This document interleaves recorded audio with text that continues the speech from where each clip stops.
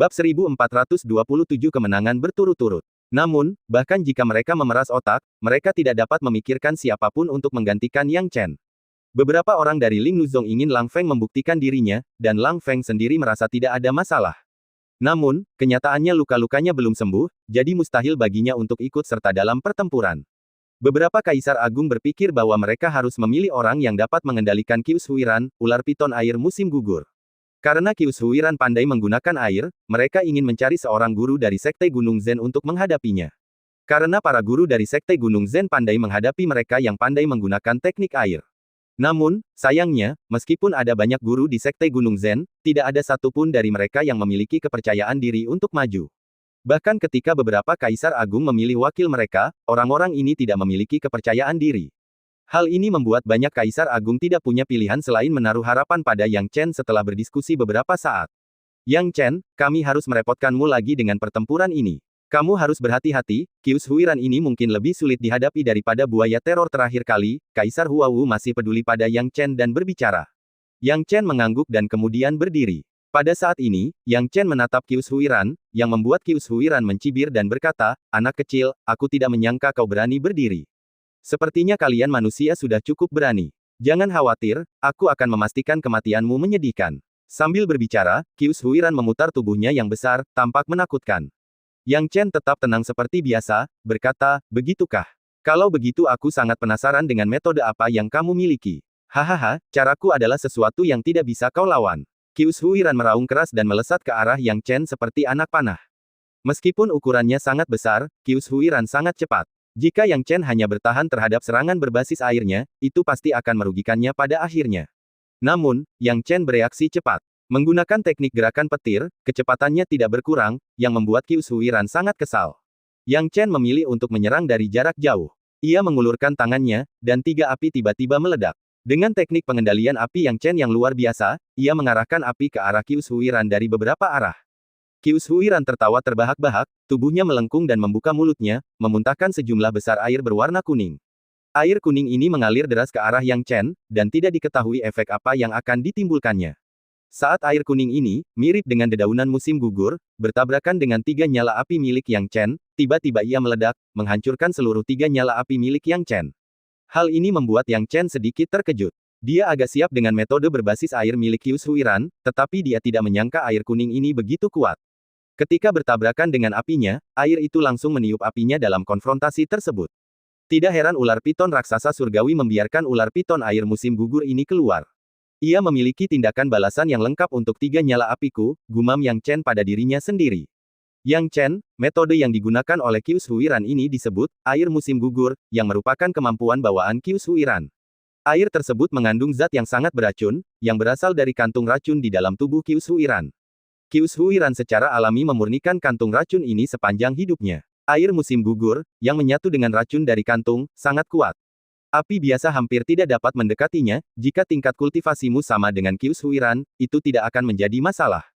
Namun sekarang karena kau lebih lemah darinya, bahkan dengan banyaknya apimu, akan tetap sulit untuk bersaing dengan air musim gugurnya. Monyet iblis bermata ungu mengingatkan Yang Chen di ruang sungai 8 ujung yang mengalir. Yang Chen mendengar ini dan mengangguk, memahami sebagian isinya. Untuk sesaat, para kaisar agung manusia menjadi cemas dan khawatir. Sudah kubilang, kita seharusnya tidak membiarkan Yang Chen bertanding. Meskipun metodenya brilian, jelas bahwa ular piton air musim gugur memiliki penangkal sempurna terhadap 3 nyala apinya.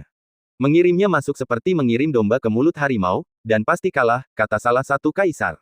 Api rangkap 3-nya langsung hancur karena air ini. Ini mengerikan. Siapapun yang bermata tajam dapat melihat bahwa 3 nyala api milik Yang Chen sangat hebat, tetapi jika nyala api itu telah padam, apalagi cara yang dapat dilakukan Yang Chen. Adegan ini juga membuat Lang Feng, dari kerumunan, tersenyum gembira. Dia tidak peduli siapa yang menang, tetapi seseorang telah mengambil perhatiannya. Sekarang, dengan kekalahan Yang Chen, dia masih yang paling mengesankan di antara manusia. Setelah berhasil menghancurkan 3 api milik Yang Chen, Qius Huiran juga menjadi sangat bersemangat, sambil mencibir, Yang Chen, lakukan gerakanku yang lain. Saat percakapan berakhir, dia kembali memuntahkan sejumlah besar air musim gugur. Kali ini, air musim gugur mengalir ke berbagai arah, langsung menuju Yang Chen. Ekspresi Yang Chen tidak berubah. Mengetahui bahwa apinya tidak akan menguntungkan melawan Qius Huiran, dia memilih untuk tidak menggunakan api rangkap 3 lagi. Dia hanya membuat gerakan kecil, dan percikan petir yang tak terhitung jumlahnya muncul. Saat percikan petir ini muncul, mereka bertabrakan dengan air musim gugur, langsung menghalangi serangan Qs Huiran dan membuatnya terkejut. Apa? Ada cara lain? Qs Huiran jelas tidak menduga hal ini, dan dengan tergesa-gesa, ia memuntahkan beberapa teguk air musim gugur yang beracun sebelum mencoba menggunakan tubuhnya yang besar untuk menekan dan mengalahkan Yang Chen. Namun, Yang Chen dengan tenang menghadapi serangan ganda ini. Dia membuat gerakan ringan, dan petir itu berubah menjadi beberapa pedang petir. Pedang petir ini, yang dipadatkan oleh jiwa Yang Chen, sangat indah dan kuat. Puluhan pedang petir berkumpul dan dengan mudah dikendalikan oleh Yang Chen untuk menyerang Qs Huiran. Qs Huiran berniat menggunakan tubuhnya untuk menghancurkan Yang Chen, mengandalkan fisiknya yang tangguh sebagai binatang iblis. Namun, ia berhadapan langsung dengan pedang petir milik Yang Chen. Pedang petir yang tak terhitung jumlahnya itu sangatlah kuat, masing-masing menusuk tubuh Qs Huiran. Ah! Qs Huiran menjerit kesakitan. Adegan ini membawa kegembiraan besar bagi semua manusia yang hadir. Tidak seorang pun menyangka Yang Chen akan membalikkan keadaan dengan menggunakan teknik lain setelah apinya dilawan. Pedang petir yang banyak itu bagaikan harta karun ajaib yang dimenangkan, membuat Qs Huiran tak berdaya. Memang, saat ini, Qs Huiran hanya memiliki sedikit kekuatan untuk terus bertarung, tidak dapat bergerak karena pedang petir, dan berdarah deras. Yang Chen sudah mempunyai niat membunuh, karena tidak perlu ada belas kasihan saat menghadapi binatang iblis ini. Tentu saja, inti permasalahannya adalah apa yang baru saja dikatakan oleh si monyet iblis bermata ungu. Kantung racun di tubuh Qs Huiran tampaknya memiliki efek fusi khusus dengan air, mengubah air menjadi air beracun. Itulah yang diinginkan Yang Chen. Air hitam dari peta penghancuran gunung dan sungai miliknya sangat beracun. Jika dikombinasikan dengan kantung racun ini, Yang Chen tidak hanya dapat membuat air hitam menembus tubuh musuh kapan saja, tetapi juga membuat air hitam menjadi sangat mematikan. Jadi Qs Huiran ini harus mati. Namun, saat dia hendak bergerak, ekor yang lebih besar tiba-tiba menyapu. Ekor ini tiba-tiba melilit Qs Huiran, menghentikan niat membunuh Yang Chen. Pemilik ekor itu tak lain adalah ular piton raksasa surgawi. Bagaimana mungkin ular piton raksasa surgawi menoleransi keturunannya dibunuh di depannya? Namun, ia tetap merasa terhina saat menyelamatkan Qs Huiran dan berkata dengan dingin, hari ini aku mengakui bahwa kalian manusia telah menang. Bab 1428 Yang Chen bergabung dengan binatang iblis. Dia juga tahu bahwa dalam 5 pertandingan terbaik, pihak manusia telah memenangkan 3 pertandingan. Ini adalah fakta yang tak terbantahkan, jadi dia tidak punya pilihan selain mengakuinya dengan enggan. Yang Chen melihat bahwa ular piton air musim gugur diselamatkan oleh ular piton raksasa surgawi, dan dia juga merasa frustrasi di dalam hatinya. Namun, melihat bahwa ular piton raksasa surgawi mengakui kemenangan mereka hari ini, ketidaknyamanan di dalam hatinya secara alami menghilang. Pada saat ini, orang-orang di sisi manusia sangat gembira seperti ledakan. Untuk sementara waktu, tidak hanya seluruh sekte wilayah utara tetapi juga orang-orang dari sekte lain meneriakkan nama Yang Chen. Bagaimanapun, dia telah mengalahkan 2 musuh yang kuat hari ini. Terlebih lagi, kedua musuh kuat ini jauh lebih kuat dari musuh-musuh yang pernah dikalahkan Lang Feng sebelumnya. Hal ini membuat mustahil bagi siapapun untuk tidak mengakui prestasi Yang Chen. Yang Chen, Yang Chen, Yang Chen. Sesaat, seluruh pasukan manusia bergema dengan nama Yang Chen. Nama Yang Chen bergema ke segala arah. Tentu saja, ada yang menang dan yang kalah. Binatang-binatang iblis itu kalah telak hari ini, dan mereka tentu saja tidak bisa senang karenanya. Ular piton raksasa surgawi hanya bisa memerintahkan penarikan pasukan dengan harapan bisa mendapatkan kembali martabat mereka besok. Tidak peduli betapa tidak senangnya dia, dengan moral mereka yang sangat rendah, mereka tidak layak untuk melanjutkan perjuangan melawan manusia hari ini. Di sisi manusia, moral mereka meningkat pesat. Namun, masih ada yang tidak senang, seperti Lang Feng, yang mengepalkan tinjunya dengan kebencian sambil menatap Yang Chen. Dia juga telah meraih kemenangan sehari bagi manusia, tetapi pada akhirnya, kesuksesannya dicuri secara tiba-tiba oleh Yang Chen. Dia percaya bahwa semua yang dimiliki Yang Chen sekarang seharusnya menjadi miliknya. Yang Chen tidak menyadari pikiran Lang Feng. Setelah kembali, ia menjadi pusat perhatian. Sorak-sorai dan teriakan berlanjut selama sekitar 1 jam sebelum Yang Chen dapat kembali ke kamp manusia. Dia dipanggil oleh kaisar-kaisar agung ini, dan sekarang dia dikelilingi oleh anggota-anggota manusia berpangkat tinggi. Bahkan jika mereka bukan pembangkit tenaga listrik tingkat kaisar, mereka tidak diragukan lagi berpengaruh dan memiliki kontribusi yang signifikan. Semua mata tertuju pada Yang Chen saat ini. Sebagian besar dari mereka bermaksud baik terhadap Yang Chen, tetapi beberapa memiliki niat yang bermusuhan. Yang Chen dapat melihat permusuhan di mata mereka, tetapi dia tidak peduli. Bagaimanapun, selalu ada orang yang iri padanya. Yang Chen, saat pertama kali kau kembali, kau tidak punya waktu untuk menjelaskan. Sekarang kau harus memberi tahu kami apa yang sebenarnya terjadi. Terus terang saja, kami semua mengira kau sudah mati. Kaisar Agung Huawu, yang memiliki hubungan dekat dengan Yang Chen, berkata terus terang. Ini juga pertanyaan yang ingin ditanyakan oleh Kaisar Agung lainnya. Yang Chen tahu dia harus menjelaskannya. Sebenarnya, ketika saya dikepung, saya pikir saya hampir tidak bisa melarikan diri. Akhirnya, saya membuat rencana yang nekat. Alih-alih melarikan diri keluar, saya melarikan diri ke arah North Mountain County. Yang mengejutkan saya berhasil melarikan diri. Saya kemudian menggunakan pengetahuan saya tentang geografi North Mountain County untuk bertahan hidup. Selanjutnya, Yang Chen menjelaskan seluk-beluk situasi secara rinci. Dia dengan jelas menggambarkan pelariannya ke wilayah binatang iblis dan proses perjuangannya untuk kembali. Tentu saja, dia menyembunyikan beberapa detail yang sensasional, seperti membunuh kaisar buaya yang menakutkan. Dia telah menyiapkan penjelasannya terlebih dahulu, mengingat beberapa hal dapat dikatakan sementara yang lain tidak dapat disebutkan. Meski begitu, perjalanan itu tetap mengejutkan para kaisar agung ini. Berbagai langkah Yang Chen seperti berjalan di garis tipis antara hidup dan mati. Kesalahan apapun akan mencegahnya untuk kembali. Yang Chen, temanku, aku tidak menyangka bahwa orang yang menghalangi binatang iblis saat itu adalah kamu. Ya, kukira itu adalah seorang ahli yang tidak dikenal. Aku tidak menyangka itu adalah kamu, haha, ini benar-benar hebat. Jika bukan karena Yang Chen, kita manusia mungkin tidak akan bertahan sampai sekarang. Itu benar. Aku, Kaisar Bumi, sangat setuju bahwa tanpa Yang Chen, bala bantuan kita mungkin tidak akan tiba di sini tepat waktu, dan binatang iblis mungkin akan menyerang 36 wilayah timur lagi. Banyak orang pada awalnya bingung siapa yang telah menghalangi binatang iblis itu, tetapi sekarang setelah mereka mendengar cerita Yang Chen, mereka mengerti. Awalnya, beberapa kaisar besar menaruh rasa permusuhan terhadap Yang Chen, namun kini rasa permusuhan mereka telah sirna. Yang Chen, kamu cukup beruntung di wilayah binatang iblis, berhasil menembus alam bela diri puncak surga dalam satu tarikan napas. Itu memang berkah tersembunyi. Kaisar Agung Huawu tertawa. Haha, memang, itu adalah berkah tersembunyi. Kaisar Hetan juga tertawa. Menurutku tidak sesederhana itu. Tepat saat itu, sebuah suara yang datang tiba-tiba muncul. Banyak kaisar agung mengalihkan pandangan mereka ke pembicara, dan jika orang lain yang menyela, para kaisar ini akan marah. Namun, orang yang menyela adalah Lang Feng. Status Lang Feng tidak jelas. Pertama, dia adalah murid Ling Nuzong, dan salah satu dari banyak murid kesayangan Hua Wanru. Hubungan ini saja sudah membuat banyak kaisar Spirit Plate Stage sangat menghormatinya. Terlebih lagi, Lang Feng telah memberikan kontribusi yang signifikan pada sisi manusia. Sekarang dia berbicara, dan meskipun banyak kaisar agung tidak puas dan bingung, mereka tidak tahu bagaimana harus bereaksi. Yang Chen tidak tahu apa yang ingin dikatakan Lang Feng, jadi dia hanya memperhatikannya dengan tenang. Semakin tenang Yang Chen, semakin marah Lang Feng. Dia berkata dengan dingin, semua senior, saya mungkin sedikit keterlaluan, tetapi tidakkah kalian pikir masalah ini terlalu tidak masuk akal? Bagaimana mungkin dia, Yang Chen, bisa lolos dari pengepungan berat hari itu, memperlakukan binatang iblis sebagai orang bodoh? Meski begitu, saya tidak percaya bahwa dia bisa melakukan perjalanan melalui wilayah binatang iblis tanpa terdeteksi dan bahwa kultivasinya akan meningkat begitu cepat. Ini sangat mencurigakan. Saya, Lang Feng, pikir ada banyak keraguan tentang masalah ini. Itu hanya omong kosong. Saat kata-kata itu diucapkan, banyak kaisar agung mulai membahas masalah tersebut. Mereka yang berada di sekte wilayah utara yang memiliki hubungan baik dengan Yang Chen tentu saja melotot marah ke arah Lang Feng. Namun, beberapa kaisar agung tidak merasakan hal yang sama karena kata-kata Lang Feng masuk akal. Sekarang Yang Chen menyadari bahwa Lang Feng nampaknya mempunyai rasa permusuhan terhadapnya.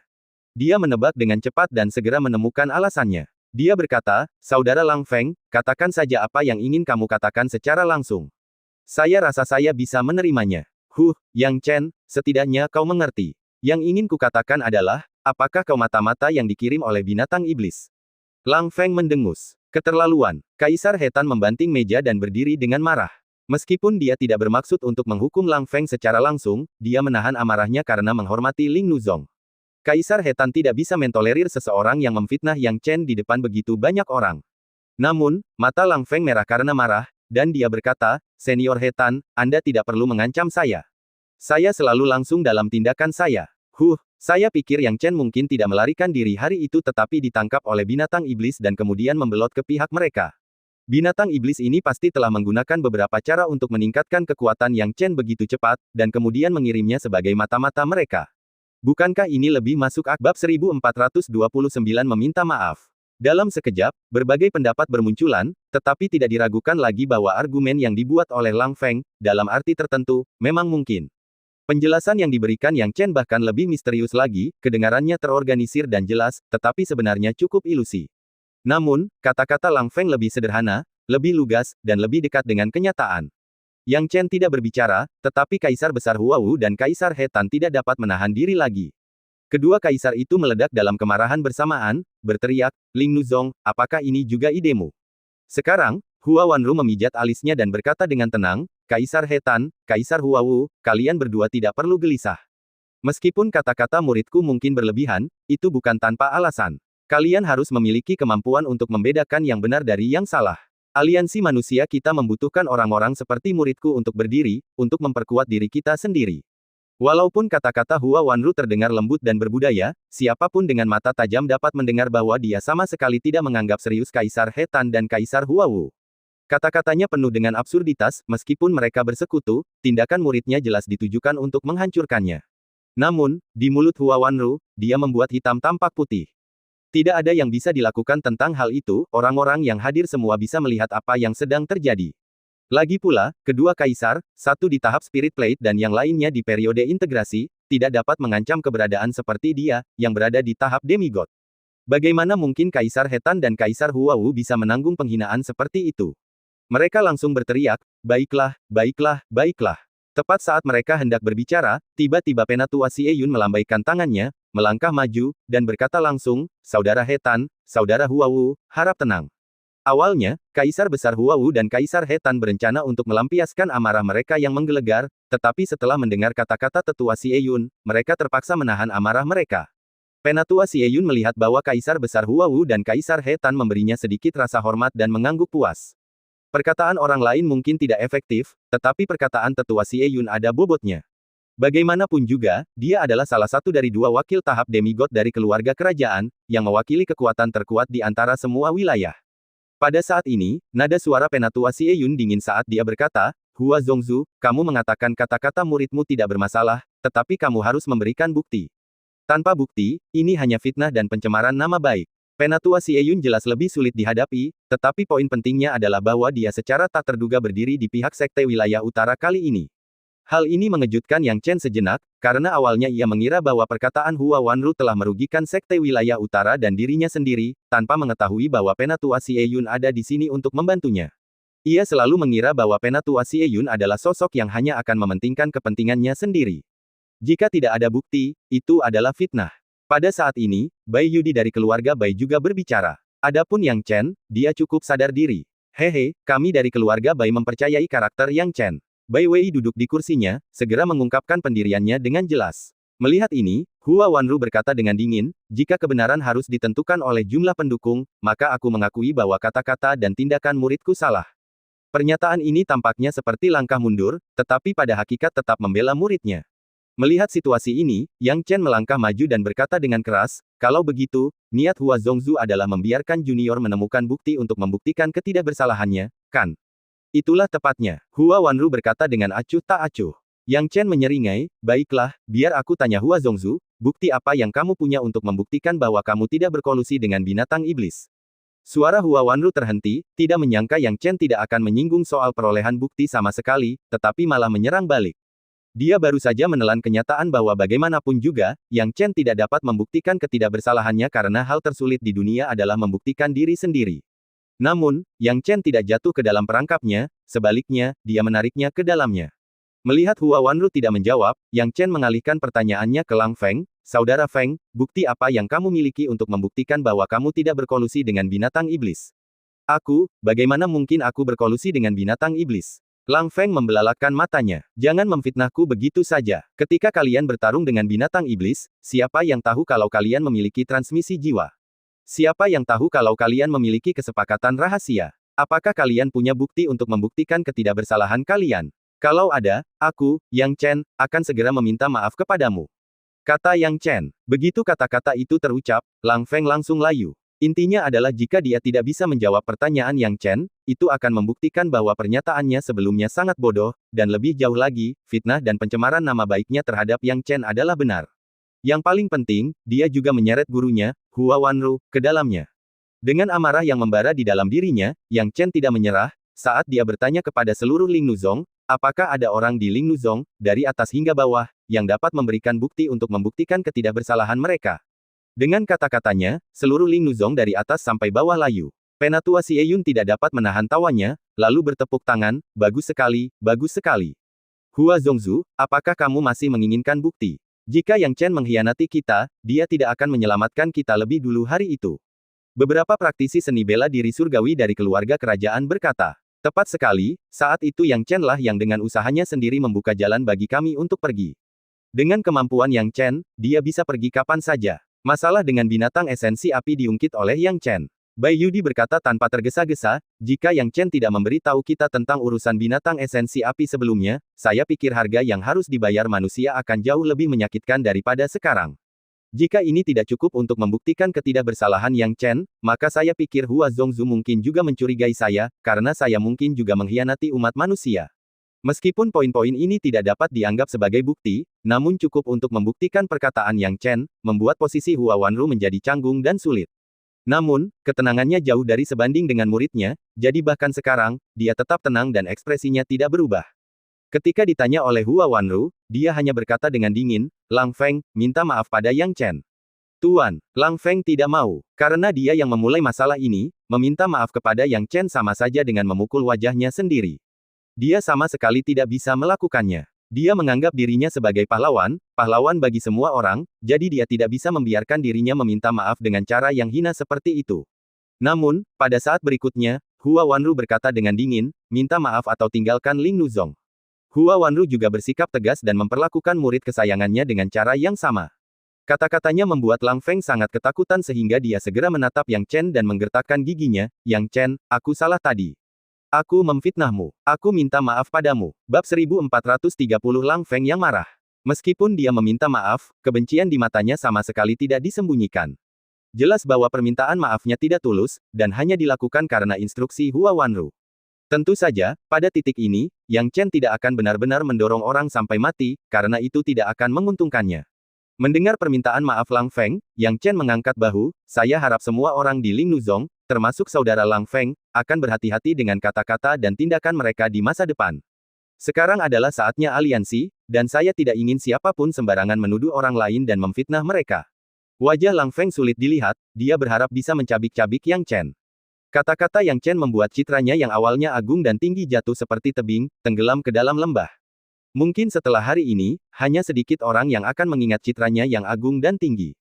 Dia mengira Yang Chen adalah pelaku di balik semua ini, tetapi dia tidak sadar bahwa jika bukan karena penghinaan yang dialaminya, Yang Chen tidak akan melakukan hal ini. Mengenai seluruh Ling Nuzong, Yang Chen mungkin memusuhi mereka sebelumnya, tetapi sekarang, pada tahap ini, dia hanya memusuhi Hua Wanru. Bagaimanapun, itu adalah periode aliansi, dan sejak awal, dia sengaja mencoba menerima Lang Feng. Namun, dengan bimbingan Hua Wanru, Lang Feng jelas bukan sosok yang sukses. Pada saat ini, dia sama sekali tidak peduli dengan situasi keseluruhan, malah mengganggu Yang Chen. Baiklah, mari kita akhiri masalah hari ini. Saya harap semua orang tidak akan memikirkan masalah sepele ini. Tugas kita yang paling penting sekarang adalah untuk fokus pada upaya eksternal kita dan tidak memberi binatang iblis kesempatan apapun. Tetua Xie Yun berkata dengan sangat khawatir. Kalau begitu, mari kita bahas langkah selanjutnya. Tetua lain dari keluarga kerajaan juga berbicara perlahan. Yang Chen tidak memperhatikan tetua ini. Ketika dia melihat sekarang, tetua ini duduk di sebelah Penatua Xie Yun, dan dilihat dari ucapan dan perilakunya, dia tampaknya sejajar dengan Penatua Xie Yun. Yang Chen tidak sepenuhnya memahami urusan keluarga kerajaan, tetapi melihat tetua ini berbicara, dia tidak dapat menahan diri untuk bertanya kepada orang lain dari puncak Changlin tentang identitasnya. Wang Tong dan Yang Chen memiliki hubungan yang baik, jadi ketika Yang Chen bertanya, Wang Tong dengan cepat menjelaskan, Junior Peak Master, orang ini adalah ahli tahap demigod lainnya dari keluarga kerajaan, dengan status yang setara dengan Elder Xie Yun. Dia dikenal sebagai Elder yang selalu menang, atau Kaisar yang selalu menang. Konon, nama keluarganya adalah Chang, dan karena dia sudah terkenal, dia jarang kalah, maka dari itu dia dijuluki, selalu menang. Oh! Yang Chen mengangguk. Kaisar yang selalu menang berkata, hari ini, kita telah meraih kemenangan besar dan menang 2 hari berturut-turut. Meskipun catatan pertempuran kita secara keseluruhan masih kalah dengan binatang iblis, moral kita telah meningkat pesat. Aku ingin tahu apakah ada yang punya rencana untuk pertempuran yang akan datang. Penatua Xie Yun juga setuju, ya, biarkan semua orang berbagi pemikiran mereka. Selama beberapa saat, para kaisar besar itu semua berdiskusi dengan bersemangat. Pada saat ini, Yang Chen dengan bijak menutup mulutnya. Bahkan jika dia memiliki beberapa rencana yang jelas dalam benaknya, tidak sopan untuk menyela dengan santai pada saat ini. Bagaimanapun, para kaisar agung ini adalah seniornya, bukan tempatnya untuk berbicara. Dengan cara demikian, para kaisar besar ini berdiskusi sekitar setengah jam, kemudian mereka merumuskan beberapa jawaban. Menurutku, kita harus memanfaatkan momentum kita dan melancarkan serangan kejutan terhadap binatang iblis. Kalau tidak, jika kita kalah dalam pertempuran lain, moral kita pasti akan menurun, sehingga sulit untuk menang. Binatang iblis telah belajar dari kesalahan mereka sekali, dan mereka mungkin tidak akan membuat kesalahan yang sama lagi. Sekarang setelah kita menang, moral kita berada di puncaknya, dan kita dapat sepenuhnya memanfaatkan kesempatan ini untuk menghancurkan kesombongan binatang iblis. Ya, sahabat muda Yang Chen memang kuat, tetapi kemampuan bertarung individu dari binatang iblis terlalu kuat. Aku rasa Yang Chen, sahabatku, tidak akan sanggup menahan beberapa kemenangan dan kekalahan. Cukup banyak kaisar besar yang masih meragukan Yang Chen, bukan karena mereka tidak percaya pada kekuatannya, tetapi karena rasa takut yang ditanamkan binatang iblis dalam diri mereka terlalu besar. Rencana itu terlalu bodoh. Bahkan jika kita bisa mengejutkan para monster dengan serangan mendadak, apakah menurutmu mereka idiot? Lagi pula, kita baru menang 1 hari dan belum sepenuhnya menghancurkan citra monster yang kuat dan ganas di hati para seniman bela diri biasa. Bahkan jika moral kita tinggi, itu tidak ada artinya. Terlalu banyak seniman bela diri yang masih takut pada monster, dan menyerang sekarang hanya akan menyebabkan kerugian bagi kita sendiri. Pada titik ini, kita tidak boleh kalah dalam aspek apapun. Ya, kemenangan hari ini saja tidak cukup untuk membuat moral kita cukup kuat untuk bersaing dengan binatang iblis. Para kaisar besar ini maju mundur, tanpa keputusan yang jelas. Tetua Xie Yun dan kaisar yang selalu menang melihat bahwa mereka tidak dapat menemukan rencana yang konkret, jadi mereka bertukar beberapa patah kata. Semuanya, tenanglah, kata Penatua Xie Yun. Ketika Penatua Xie Yun berbicara, semua seniman bela diri terdiam, dan tidak ada seorang pun yang berani tidak menghormatinya. Tuan-tuan, tadi, Ever Victorious dan saya berdiskusi bahwa akan sangat tidak menguntungkan bagi kita untuk melancarkan serangan impulsif. Alasan utamanya adalah ada 8 ahli tahap demigod di antara binatang iblis, sementara kita manusia hanya punya 5. Jika pertarungan sungguhan terjadi, kita pasti akan menderita kerugian. Jadi kita harus bertahan dan membiarkan binatang iblis datang menyerang kita, kata Penatua Xie Yun. Lalu apa tujuan kita bertarung melawan binatang iblis? Bukankah itu untuk meningkatkan moral dan melancarkan serangan? Tanya beberapa kaisar agung. Tidak juga. Tujuan kita dalam meningkatkan moral bawahan kita adalah untuk memberi tahu mereka bahwa binatang iblis dapat dikalahkan. Selama ini terjadi, peluang kita untuk menang sebagai manusia akan jauh lebih besar. Yang kita takutkan adalah terlalu banyak seniman bela diri manusia yang kagum pada binatang iblis, berpikir bahwa mereka tak terkalahkan. Dalam hal itu, peluang kita untuk menang akan sangat tipis, kata kaisar yang selalu menang. Yang Chen harus mengakui bahwa kaisar yang selalu menang dan tetua Xie Yun cukup pengertian, setidaknya analisis mereka terhadap masalah tersebut sangat menyeluruh. Kuncinya adalah citra yang disiapkan untuk para prajurit yang berada di bawah komando mereka. Setidaknya dalam beberapa hari ini, citra binatang iblis telah tumbuh terlalu kuat, sehingga mustahil untuk berperang. Baiklah, mari kita akhiri masalah hari ini di sini. Kita akan membahas semuanya setelah pertempuran besok selesai. Saat Penatua Xie Yun mengatakan ini, dia tiba-tiba tersenyum pada Yang Chen, teman muda Yang, kekuatanmu terlihat jelas bagi kita semua.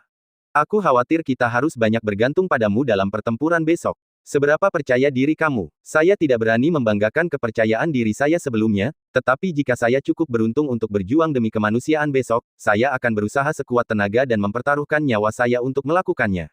Yang Chen membungkuk. Baiklah, dengan begitu, kita bisa tenang.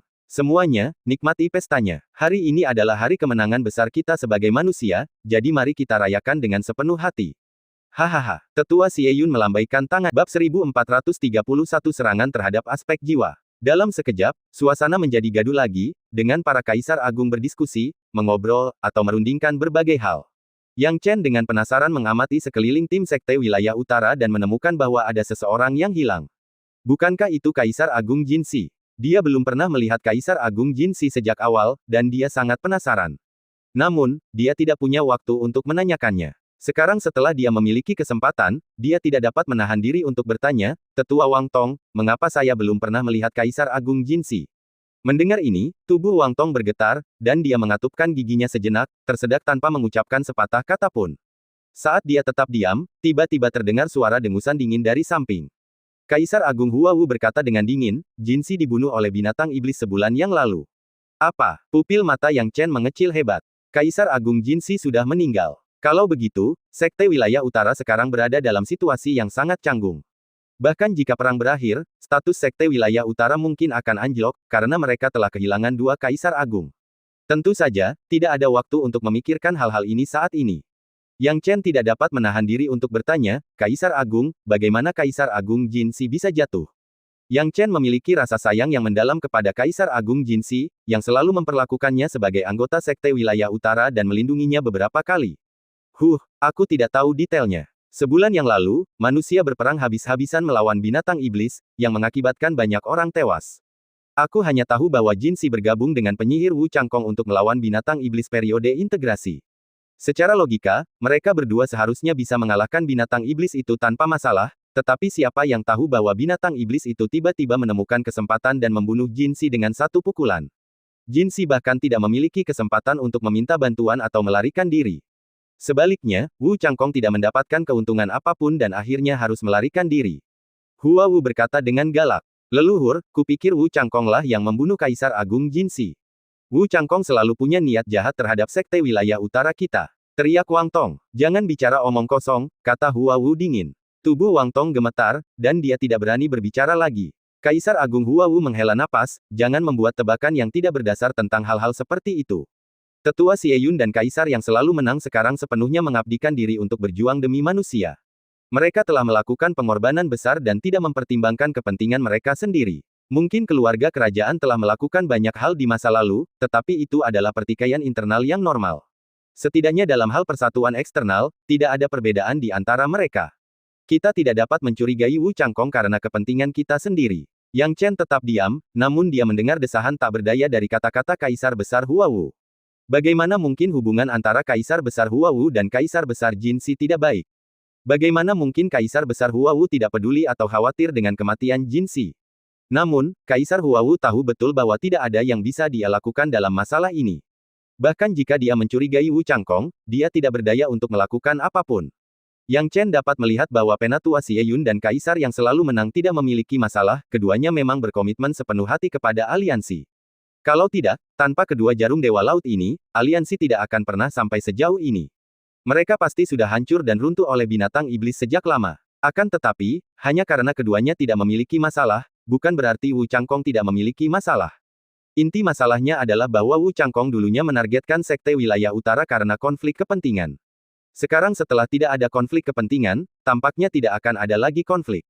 Namun, tidak ada yang bisa menjamin bahwa Wu Changkong tidak akan menargetkan Sekte Wilayah Utara karena alasan lain. Yang Chen merasa ada yang aneh dengan situasi ini. Bahkan jika dua Kaisar Agung bekerja sama dan masih tidak mampu mengalahkan binatang iblis, itu seharusnya tidak menyebabkan kematian yang begitu cepat bagi salah satu dari mereka. Dengan pikiran ini, tatapannya tertuju pada Wu Changkong yang tidak jauh darinya, tepat pada waktunya untuk melihat Wu Changkong diam-diam meliriknya. Tatapan mereka bertemu, dan jejak dingin melintas di mata Wu Changkong.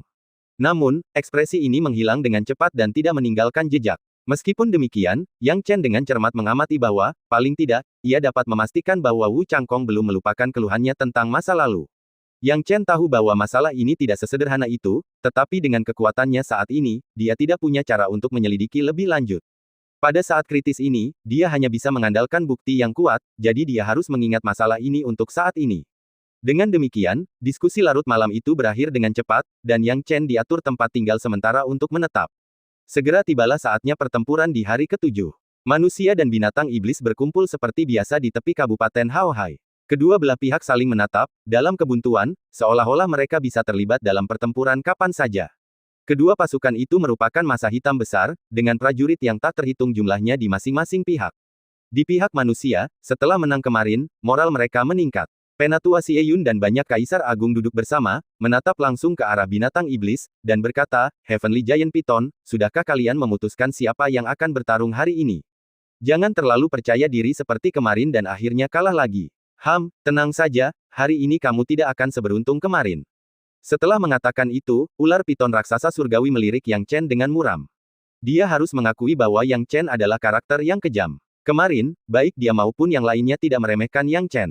Melihat penampilan Yang Chen kemarin, dia berkonsultasi dengan banyak monster tingkat tinggi dan memilih lawan yang cocok untuknya hari ini. Binatang jiwa merah, apakah kau sudah siap? Jika kau sudah siap, cepatlah keluar. Perintah ular piton raksasa surgawi. Salah satu bawahannya mendengar ini dan bergegas menjemput petarung itu. Tak lama kemudian, seekor binatang iblis merah besar berdiri. Binatang ini tampak seperti kuda raksasa, tetapi memiliki tanduk ganda di kepalanya, ekor seperti rantai kunci, dan tidak berbulu, membuatnya sangat berbeda dari kuda biasa. Itu binatang jiwa merah. Itu memang binatang jiwa merah. Seperti yang diduga, ular piton raksasa surgawi berniat jahat, memanggil binatang ini. Seorang kaisar agung di dekatnya sedikit terkejut. Yang Chen, berhati-hatilah. Binatang jiwa merah ini berada di peringkat 20 teratas dalam peringkat kekuatan pertempuran iblis dan merupakan binatang iblis yang sangat hebat. Aspek yang paling penting adalah kekuatan tempurnya. Tidak hanya kecepatan, kekuatan, dan pertahanan binatang jiwa merah yang hebat, tetapi lolongannya juga dapat merusak jiwa dan roh ilahi seseorang. Kecerobohan sekecil apapun dapat mengakibatkan roh seseorang rusak oleh lolongannya, bukan oleh kuku besinya. Inilah kekuatan sejati binatang jiwa merah. Hampir tidak ada yang berani menghadapinya di tahap yang sama. Lolongannya sendiri dapat merusak tahap pembentukan roh setengah langkah biasa. Monyet iblis bermata ungu menjelaskan. Sehebat itu, Yang Chen tak kuasa menahan rasa heran. Seorang tahap pembentukan roh setengah langkah biasa bahkan bisa terluka parah. Bukankah itu berarti jika binatang buas ini mulai melolong, akan sulit bagi siapapun kecuali mereka yang memiliki kultivasi jiwa ilahi yang sangat tinggi untuk mendekatinya.